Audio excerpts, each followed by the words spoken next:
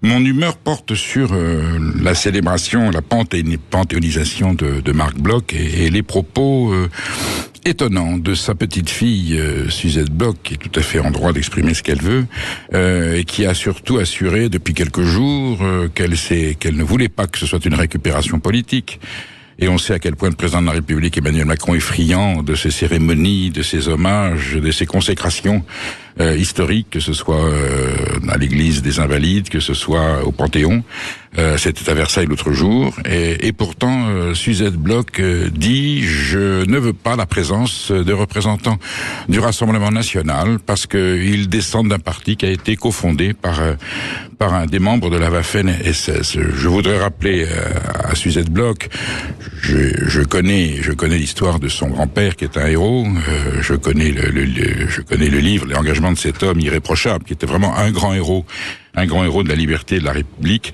Je ne sais pas si Marc Bloch serait aujourd'hui réjoui de voir sa personne, sa mémoire, son image, malgré tout récupérée et consacrée de cette façon par une célébration qui est une grande opération de communication comme c'est le fait Emmanuel Macron, et de là à décréter que certains ont le droit de venir et d'autres n'ont pas le droit de venir.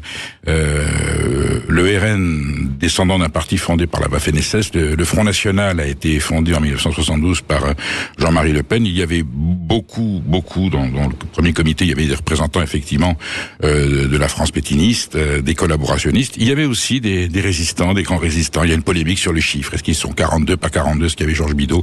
Enfin, il est avéré qu'en 72, dans le comité constitutif du Front National, il y a d'anciens résistants qu'il avait rejoints peut-être sur la base de l'Algérie française avec des militants de l'Ouest. Enfin bon, jeter l'anathème comme ça descendant de la Waffen-SS et juste pour lui dire, il n'est pas ici question de prendre parti, de dire que les dirigeants actuels du Rassemblement national, hormis Marine Le Pen qui était jeune fille en 72, mais que ce soit Jérôme Bardella,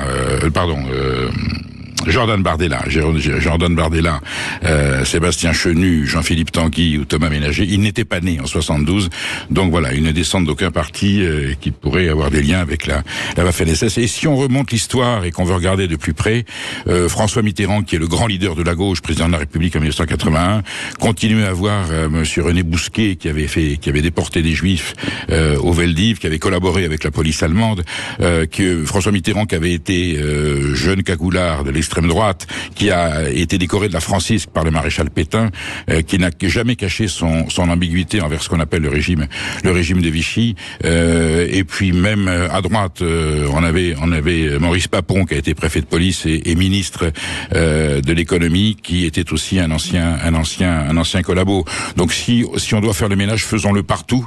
Et je rappelle une phrase que cite Elisabeth Lévy, qui est fondatrice de la fondation du 2 mars, a été fondée elle s'appelait au départ Fondation Marc Bloch. Étienne Bloch, le fils de Marc Bloch, a refusé qu'elle porte son nom. C'était une fondation qui voulait alerter l'opinion sur les valeurs de Marc Bloch, sur la souveraineté française, sur la rupture, les renonciations de la gauche, voilà, le tournant que la France prenait dans la globalisation dans l'Europe, et voulait alerter que la France perdait de son prestige, et donc ils voulaient appeler Fondation Marc Bloch. Finalement, ils l'ont appelé le Fondation du 2 mars.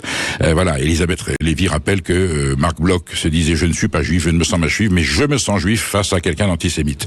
Or, je crois que Suzette Bloch ne sera pas gênée par la présence de représentants de la France insoumise, qui ont eu des propos à ce niveau absolument inqualifiable et incontestable sur l'antisémitisme. Ça ne la gêne pas. Par contre, ça la gêne qu'il y ait des représentants du Rassemblement national.